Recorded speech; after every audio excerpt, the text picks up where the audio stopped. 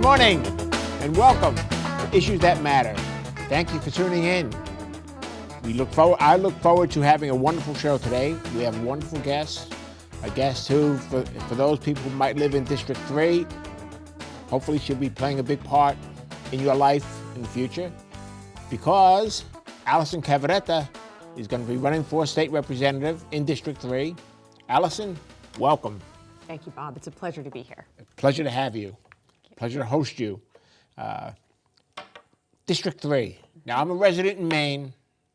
I've been a resident in Maine for 20 years, and I don't know what incorporates District 3. Sure. Shame on me.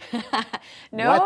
How is District 3 incorporated, you might say? Absolutely. So it's configured. We have 152 districts, and of course those numbers change. So it's not anybody's fault to wonder what is District 3. But District 3 is actually a little bit of Cape Nettic, a little bit of York. A little of this, a little of that. Little of that. You can describe it as the Algonquin-Cape Nettic line down to the Kittery-York line, 95 over to the Nubble. So it's a wonderful little district, and it's an economic powerhouse. It has a lot of different industries that are represented there. Of course, tourism is the one that comes to everybody's mind, but we also have retail, we have lobstering there, we have some great manufacturing in the area, and so there's a lot going on in a very little space, and a voice for that up in Augusta would be really important. Yep. What are the challenges that District 3 might be facing today, as well as off into the future? Sure. Well, one of the things I think that is a core concern to the district is housing and transportation, and the constraints it puts on the ability for people to live and work and enjoy the fruits of their labors here in Maine. One of the things that we have a big concern on in District 3 is that we have a very little housing stock for people coming in and moving to Maine in an affordable way. And I don't mean affordable in terms of low-income housing. I mean just the ability to find a home and find a job in that area, and to even go a little bit further out of the district and live somewhere where you may be able to do that and come in on transportation to do that. So District 3 has challenges in that way.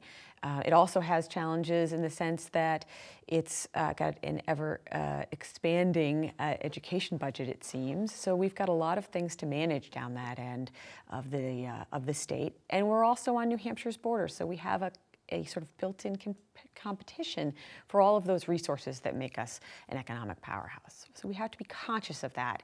And being able to bring that point of view up to Augusta is important, because we want to continue thriving down there in that end of the state. Yep. Your background.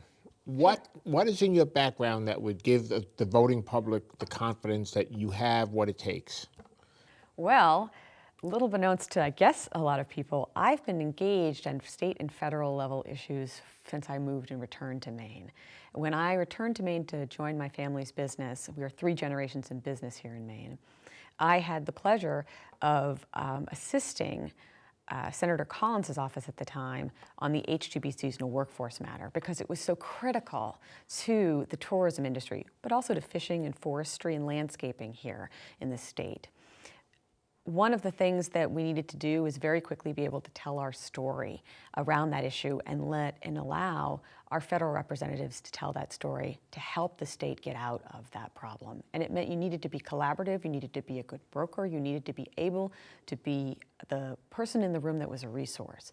And I think that's really important to bring up to Augusta, is that ability to be researched and know where you live and what's important to that district, and really stand up for those core kitchen table issues up there and broker around that, because we have to start fundamentally dealing with getting our economic engine in gear here in Maine. We're living through a time where we're going to see technology shift again. I know that feels like it's always happening, but that next big leap with AI and 5G are happening and occurring, and we can prepare for that better here in the state. And I think nowhere but a district representative for D3, a wealthier district, has the opportunity to be a good voice in that room. And we should send the best voice in at that time for our district. Yeah.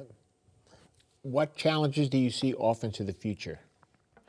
Further down the line? Yes. Well, I think We've seen some of these concerns in the 6 months come up around regulation and taxation issues. I think that those are going to be some core things for Maine to look at over the next 5 to 10 years to really have to get down and address it. We have to get down and talk about how our tax burden is prohibitive in some ways, and we're over-reliant on other on core industries. And, you know, it's really difficult to see our corporate tax rate over 10% when we have states neighboring us that are well under 10%. And that makes us expensive to be entrepreneurial in. Whether you use it as a primary factor for starting a business, it eventually comes into the recipe of whether or not you're going to be in business in Maine. And we want people to say, yeah, welcome home to Maine, and be engaged here and entrepreneurial here and contribute here, not just welcome home. We need to continue the dialogue beyond that. Okay, now let's shift gears a little bit and talk about your background. Okay. You're a college graduate. I am. What college? I graduated from the University of Notre Dame. You just answered a question for me, because I asked a question this morning. Is it the University of Notre Dame, or is it Notre Dame University? It is the University of Notre Dame, and actually that's not even the full name. The full name is the University of Notre Dame du Lac. So it is 2 lakes that are on the campus there, and that is the full name. It's a very old school. It's the oldest Roman Catholic school in the country. I was attracted to it very early on in my youth, actually. I saw Father Hesburgh speak on television after he had retired, when they first had their NBC contract, and he spoke about the values at Notre Dame, and he spoke about the mission of education there, and it resonated with me at 12 or 13 years old, and I determined that that's the school I wanted to set my sights on. And so I worked very, very hard to do so. I had the pleasure of being exposed to studying math at Simmons College, science at MIT in my high school years, and then still continued to go to Notre Dame. And so when I landed there and had the pleasure to shake Father Ted's hand, it was like meeting a rock star. You set your goal at age 12 or 13. Yes. Yeah. And you succeeded. I succeeded in achieving that goal. I did. I am that one of speaks those, a lot. I am one of those persistent, consistent people that looks to work very hard at things that I think that are worthy and important. And for me, I knew that being at that school was going to be an experience that was going to open doors and educate me in so many ways. I had the pleasure to study underneath an advisor to Alan Greenspan on economics, and to debate with the AFL-CIO board at 20 years old on their labor policies and what changes they were making in the 90s, which was a very active time for the labor industries. Continues to be. You might say economics is in your blood. It is. It wasn't my major. I studied it on the side. I was a business major for fun. I enjoyed it so much that I basically created a double major out of doing it. And marketing was my actual declared degree, and the Mendoza College of Business. And I loved it. I had the dean of Carolyn Wu, who is a brilliant woman. She runs Catholic Charities of America, or she had up until recently. She immediately came in and roundtabled with the women that were in business and said, you know, how can we make sure that everything works for you? And I basically, you know, don't put anything in front of us that could cause us to trip. Let us run it everything we want to enjoy and learn and become better with. And I really had some fabulous experiences there and a wonderful education. I continued to be engaged in the Notre Dame Business Council and continued to participate in the Women's Initiative for graduates there and support the effort to create a different kind of student, a different kind of, whether it's a lawyer, but an engaged, committed person to the community and that God, country, Notre Dame standard. What challenges do you see offered to the future for District 3, as well as the state? Together. Because as a state representative, yes, you do have both of those concerns, you might say. You've got to find a great middle ground. You do. You have to connect those two things, and it's a balance. It's a fulcrum. How are you going to do that? Well, I think you do it around dialogue, and you do it around being educated, and you do it around listening and responding. Some of those things I think we are lacking in our current representation for the district. It's been extraordinarily difficult to open dialogues around small business issues. I think that's concerning because it gets right into some of the heart of the matter problems for the state.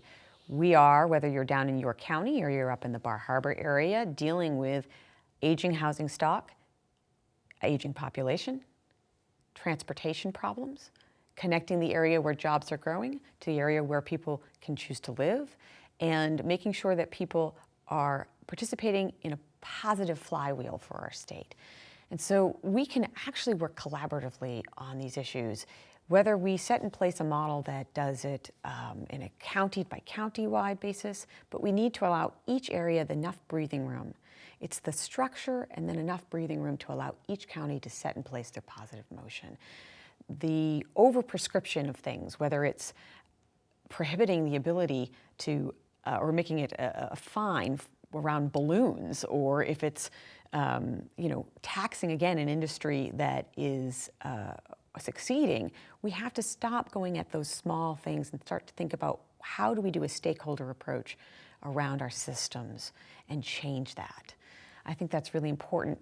Earlier today, I heard that they had made, for example, one of those changes around making sure that people that are coming off of some of the welfare programs have the ability to step right out into the workforce and not see a dramatic cut in support, but are lifted actually off into our economy. I think that's an important step forward. Essentially, it's giving people a hand up rather than a handout. Yeah.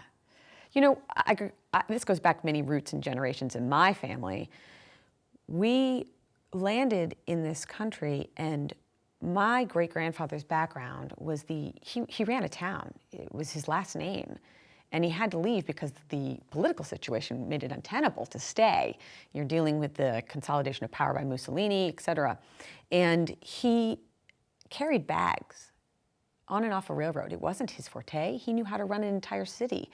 But that was the job he could get. And he didn't ask for people to hand him things. He went out and got it. He went out and took care of it. He went out and carried bags, and he started conversations. And one of them led to him being a caretaker for a farm that an insurance gentleman owned. And when that gentleman passed away and none of the family wanted to retain the farm, my great-grandfather had saved enough money to purchase it, to negotiate a purchase, and he had his family there and made a success in Lexington, Massachusetts. The shot heard around the world. I think it's really important to allow people to do that journey, and some people are. There was a great story recently, I believe in Forbes magazine, if it was, about a gentleman who came over, immigrated legally through the system, and from India. He wanted to be successful, and he's launched multiple companies through IPOs, billions. There's no difference between the two stories, except for maybe billions in IPOs. But it's coming here and using your ingenuity and being able to do that and contribute. I think that's really important to allow people to do that. I would agree with you. My grandfather came over, my paternal grandfather came over here from the old country, Italy, one of the greatest countries in the world, I might say. Certainly is one with some pretty good food. He couldn't make it. Yeah. He just could not make it, so he went back to Italy. But he left his wife and my father, yeah, and my father's siblings here in the USA. But my father and his brothers started up a whole new business. Yeah. Yeah. We started the business that my grandfather had started and couldn't make it. They started up and they became a very big success. Yeah, and it was hard work. It was the sleeves rolled up and the opportunity before them. I think it's the same question I spoke of earlier that was asked by the dean. What can we do to make sure you succeed? Just make sure there's nothing that trips us up as we run at the things that we want to enjoy and do, and that our talents are made for us to contribute. And you mentioned something a short while ago about the balloons. And I think government has to be careful not to deprive people of the enjoyable things of life. Yeah. And one of the things that people enjoy, they enjoy balloons. They do. They enjoy a lot of things. Yes.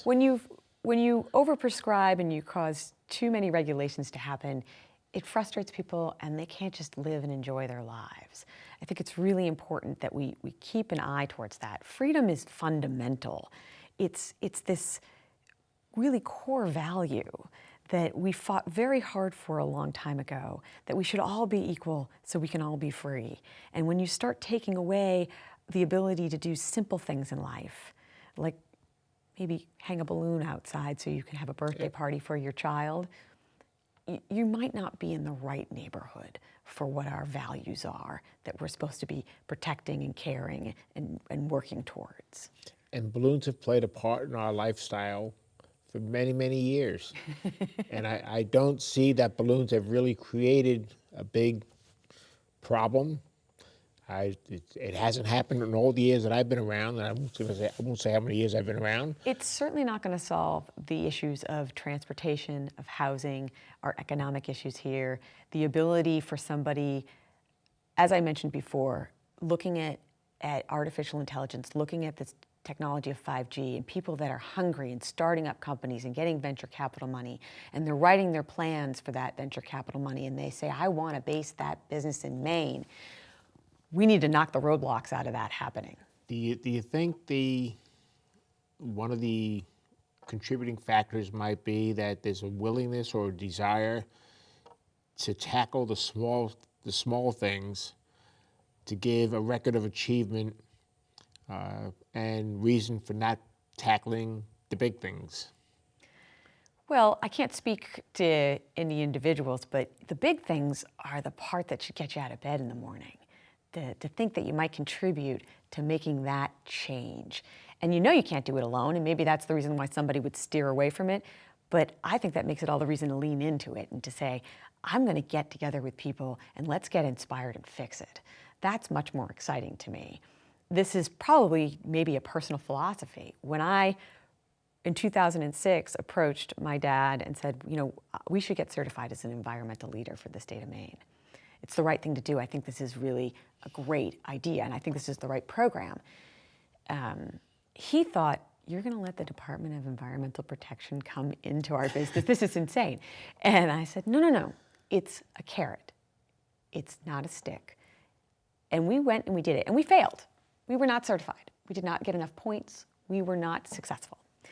And we got a temporary, we can certify you if you get these things fixed. And what was funny is they said to us, we've never seen a business that already had changed all their light bulbs over, the time it was the squigglies, that wouldn't have gotten enough points. But we weren't thinking holistically enough. And we went at it, and we changed our culture there so that it's now part of everything that we do, and it's second nature. I have had people come in to talk about our hotel, and when they learn that, they say, why don't you talk about that all the time? I said, because it's not, it's a part of the sauce. It isn't the whole thing. It's just an ingredient of how we care for people in our community. That's the bigger why. And so if you're getting up and you're going to Augusta and you're contributing to the bigger, greater why, I would think that would get you out of bed and get up there and do a better job than figuring out whether or not people should be fined for releasing a balloon. I just do. I think it would be so much easier to show up there and know. Sad. It's so sad. It's laughable. You know, it's. You know, I think back to the days when we first started to the small fluorescent bulbs. Yeah. And if by chance you happen to drop one, it'll cost you up to $5,000 to get somebody to come in and properly dispose of it. Yeah. That's insane. Yeah. Yeah. But yet, they did it. They did it. They moved on. What is their logic to doing something like that? I mean, that's beyond insane. Yeah, you know, it's not that we don't, in this country, have a long history of sometimes doing things that aren't in our greater good. I mean, I think we can just go to prohibition and find a challenge right there, right? That didn't do us any favors. But we need to learn from that and not carry it forward. We need to shed some of those things and work on those fundamental issues that help government become part of the underpinning, but not part of the process or problem to success. Okay, let's talk a little bit about your background. Okay. I think we've covered your education, your Sure. university education. Yep. What have you been doing since? Well, when I first graduated, I actually worked for a couple Fortune 500 companies. I was a media strategist, Procter & Gamble. #1 media agency in the world at the time. And then I went and worked for Jim Beam Brands, so I guess I know my prohibition history from that, I guess. And I worked in their global headquarters there. I wanted to return back to Maine. My father had increased the size of the hotel, which is one of our primary businesses. The hotel is? The hotel is the Meadowmere Resort in Ogunquit, Maine. Thank you for that opportunity. But and I know a lot of people have enjoyed that over the years, so I'm very grateful to them. It was time for him to get some help, and particularly in the marketing area. And I had graduated from business school, and so I could return. I worked alongside him. Not very long after returning, we faced the H-2B issue in 2004, where the cap was really truly enforced. That program's actually about 80 years old, so it's not a new program for working visas. But in 2004 was the first time that they said, we're going to do 66,000 of these, and we're not giving one more extra one.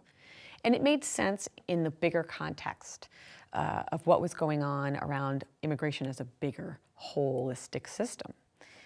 It, however, when the rubber met the road, meant a very large problem for Maine, because our season started really in April, May back then, and these 66,000 visas for the whole entire country started getting handed out on October 1st the previous year. There wasn't any cookies left in the cookie jar by the time we needed them. So and you know how much we love cookies. We love cookies. We love cookies. Well, what was that going to mean for Maine? And so I figured out what that was going to look like for the Meadowmere. And I quickly figured out that I wasn't going to be alone in that.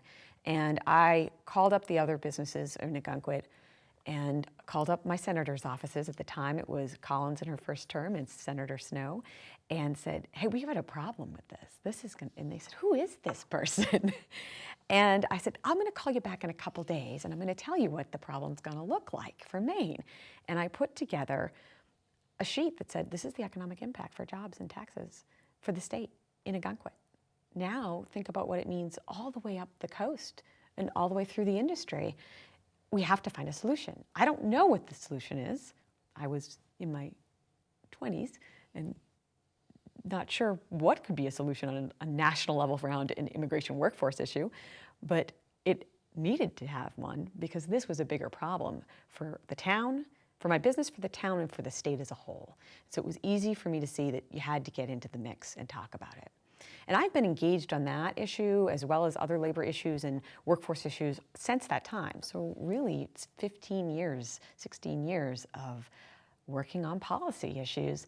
This is just a change in title. It's not really a change in working for what would really help the state. Interesting, very interesting.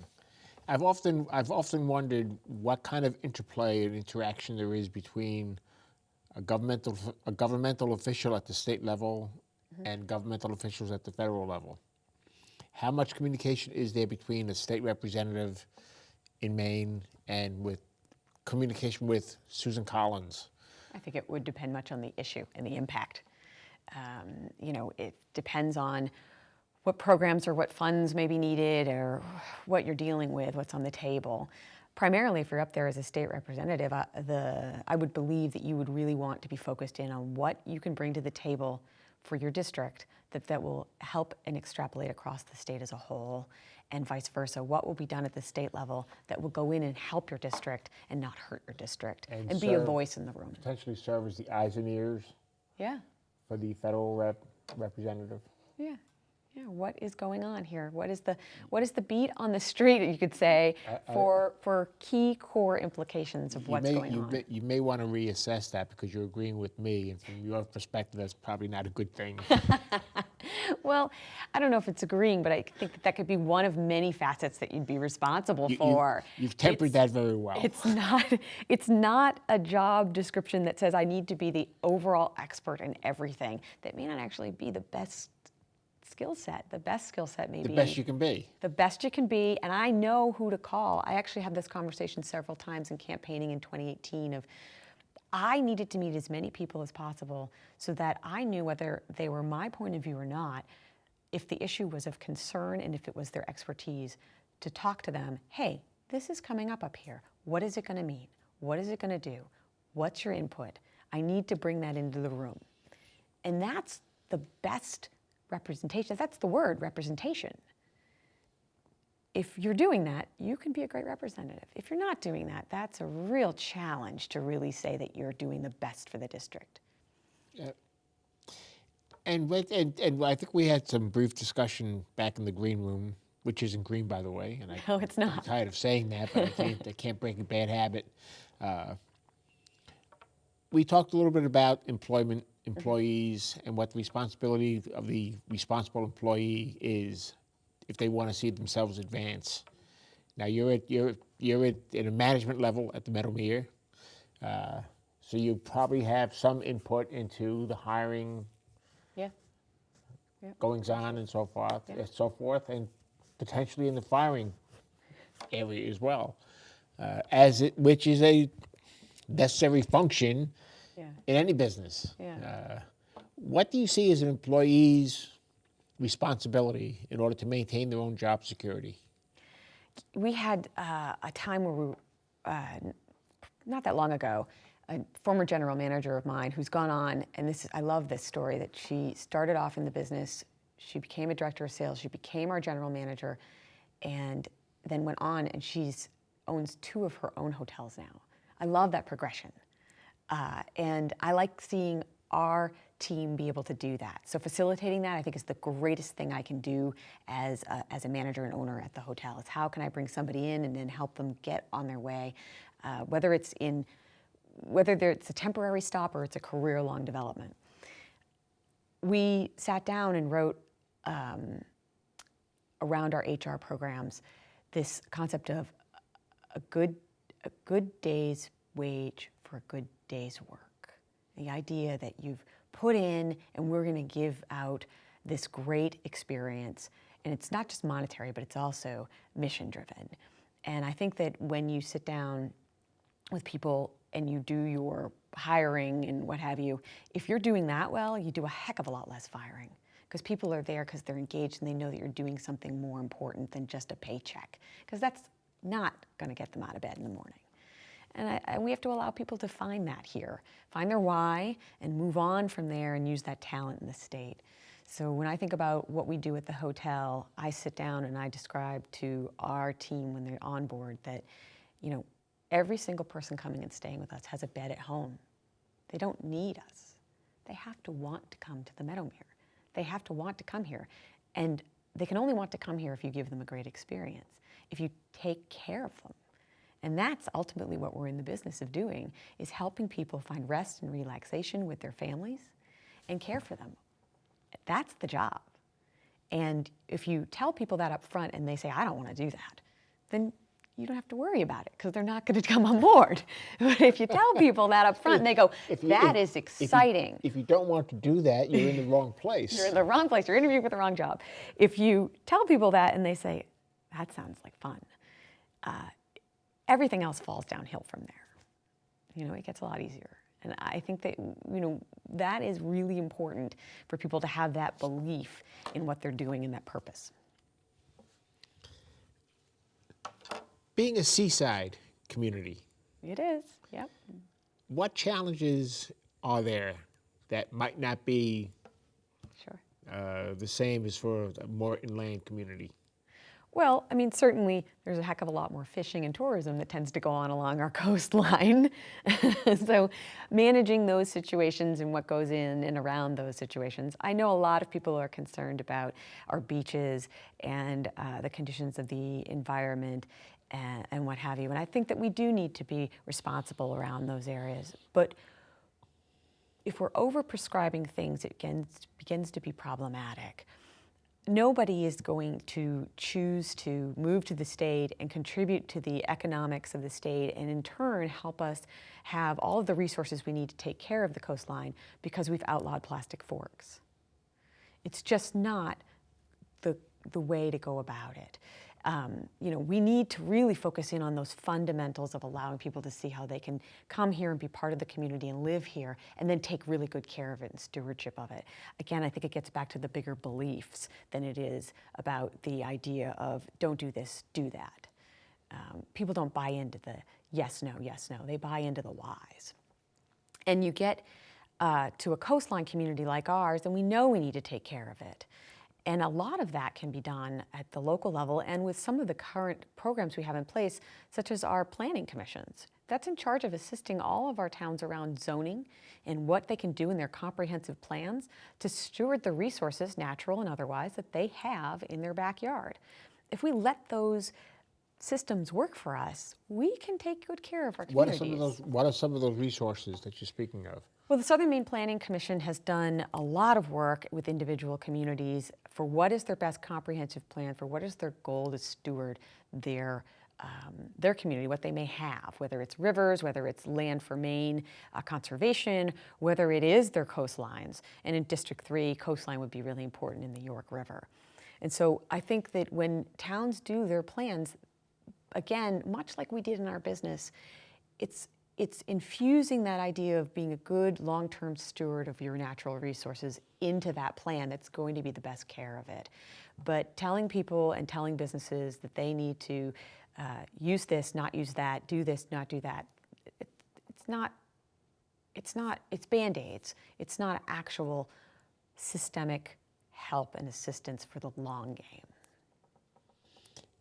Do you think it's better to educate people to do the proper thing as opposed to just demanding that people do the proper thing? Generally, that is a better approach to encouraging people to do things. Do you think they do enough of that? You know, I think it's difficult to say, and I think it may be difficult to find that that is a role for government to be doing. Often in one's communities and one's families, that's where I learned how to be a good steward of one's community. It really stems from my grandparents. Know where you live, know the history of it, take care of it, shepherd it, protect it, make sure that it's in the same care and condition for the next generation. That didn't come out of a government prescriptive. That came out of wanting to make sure that where you lived was a wonderful place and you had to work at it. You had to essentially, till the land. You have to be involved. You have to be engaged. If I can drive across to New Hampshire and buy all the plastic forks I want to and put them all, what good does it do? What good does it do? And that's different than explaining to somebody, hey, let's find a way to take a change here and make it better. Sometimes you move forward and then you move backwards. I'm going to give you a great example of how we tried it and it didn't work out and it was beyond our control, and we will get back there one day at our hotel.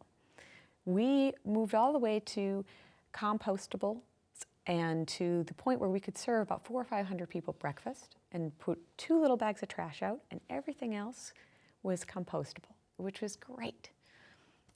But our composting partner was not able to stay in business. And as you can imagine, that's a lot of composting to do.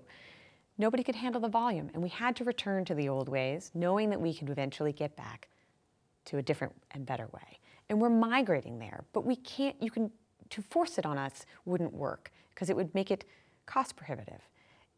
If you can carry that across each business, you would be harming a lot of people as opposed to actually just letting them get there and putting in place the resources that we need. We need a composting partner. We're done. It just makes a lot of sense to give a path for people to success. Yes. And not a path to failure.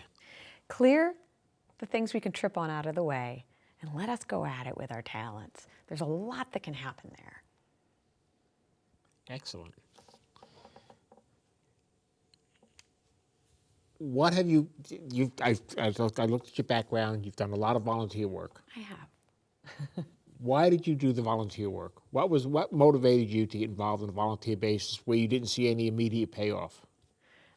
Well, that's an interesting question. I guess I just don't fail to see a lack of immediate payoff. I think of it as always a return on your time and investment because it's participating in your community. It's helping things out. And, I guess some people say, as a friend of mine has mentioned, that networking is no working, but it's actually your greatest way to continue learning. And so for me, Volunteering really took a really strong hold at the University of Notre Dame. You can't graduate from the Mendoza College of Business without working for a non-for-profit. And by working, it means you're getting course credit. You're not actually getting a paycheck.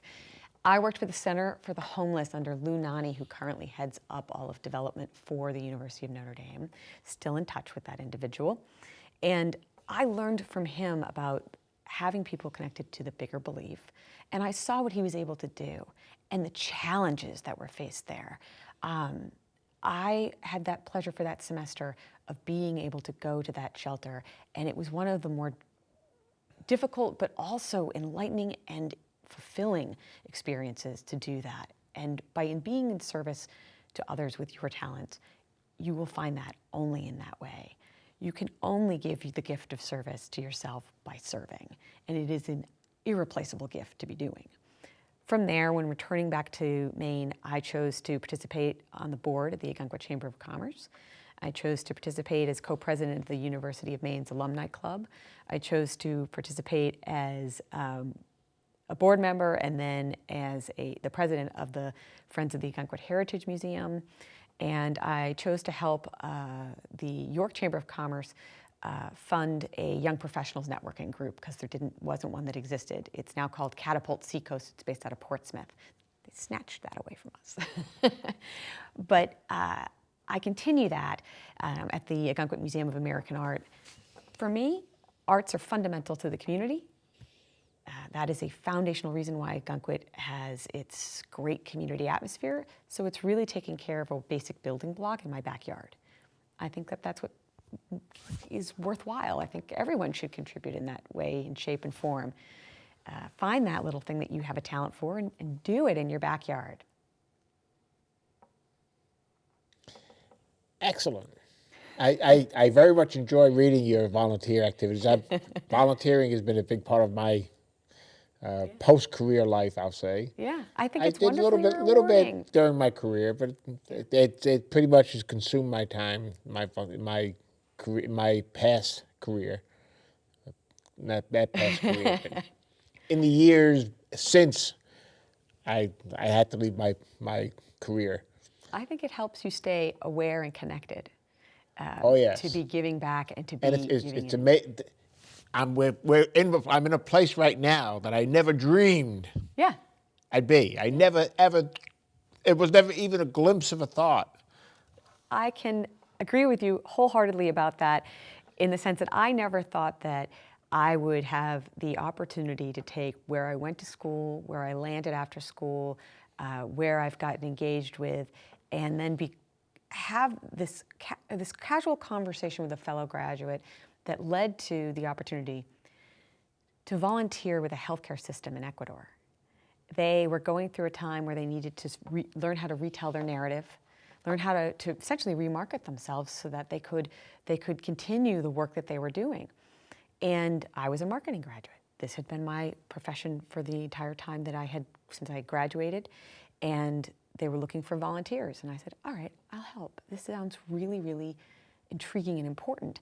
And it offered the opportunity to network for people from Ireland to the West Coast around how do we put in place a different story and tell their story that can help them get the funds they need to put in place this system, this healthcare system in Ecuador.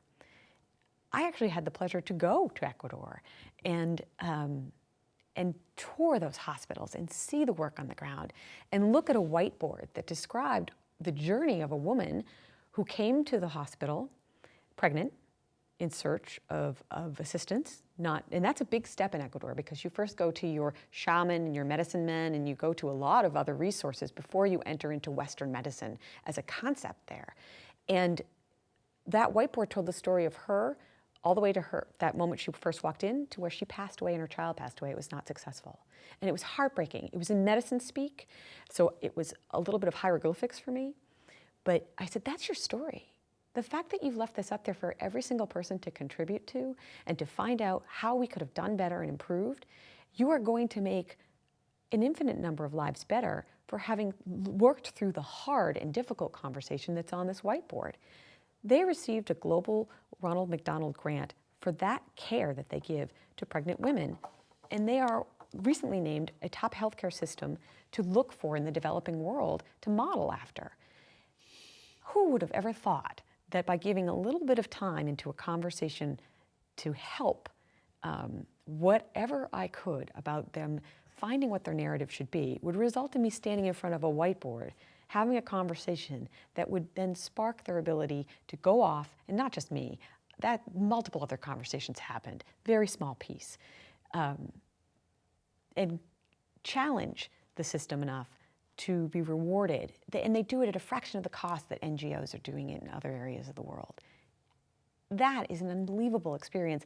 It comes from volunteering and being passionate about what I do and what I enjoy, and then taking it and going out in the world and trying to contribute. And when you're volunteering, I suspect, it's pure suspicion based on my own experiences, your volunteer efforts, you never consider it to be work.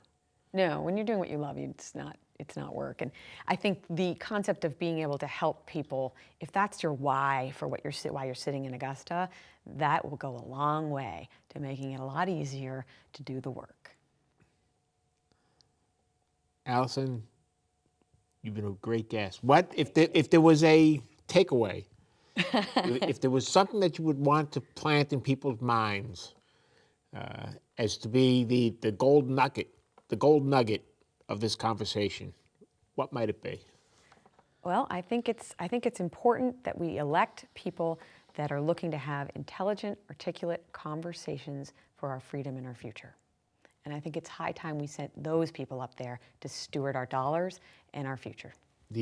My sense is that you would be very much opposed to what might be going on at a particular level of our government, where communication seems to have pretty much halted, and it's been a point your finger at somebody and tell them all the things that they're doing wrong and just leave it at that. Yeah, it's really easy to tell people what they do wrong. It's far better to find the common ground and expand it and expand it and expand it. And more often than not, you find there's a lot more of that there. I know that's not easy, and I maybe not even be popular, but you don't take the easy path. You do the work. The really important things in life are rarely easy. Rarely. And one of the gauges that I use as to whether I should pursue something or go down this path is, how rough is that path going to be? If I look at it and I say it's a really rough path, then I say, if it's rough, that means it's important. You may even be right. It's important, and it's worth doing that extra effort to make it through that rough path. Yeah, I think you want to send people that have that tenacity to go down that path, to be up there. And I give you a great deal of credit, because walking into a governmental job in this day and age It's difficult. Is not necessarily the easiest thing in the world to do. Yeah, and walking in as a Republican woman is certainly in a democratically controlled state. An added layer of interesting. Well, it's a chat. We need people like you in government. Well, thank you. That's a pleasure to hear. We need people like you in government. I mean, we need people with a strong sense of values, who clearly has a head on their shoulder, and knows the direction that they want, that they think the state should move in, and have the wherewithal to pursue that goal. Yeah, I think the bravery to say, I don't have all the answers, but I'm going to work as hard as I can to arrive at the best one for everybody is a brave and important position to be able to take. I much have a higher degree of preference to speak with someone who does not think they know everything. Me too. But has a willingness and a yearning to learn. Yeah. Then a person walks in and says, "Oh, I know everything about everything." Yeah. No. Allison, it's been a pleasure. Thank you so much. It's a pleasure to be here, Bob. Folks, I think that's a wrap. Have yourselves a great day. Speaking for today, it's a great day. Now, when you watch this, so Steve, don't be reminding me don't tell me that what a great day it is outside, because they may not be seeing it on a great day. In any event, have yourselves a great day. Bye-bye.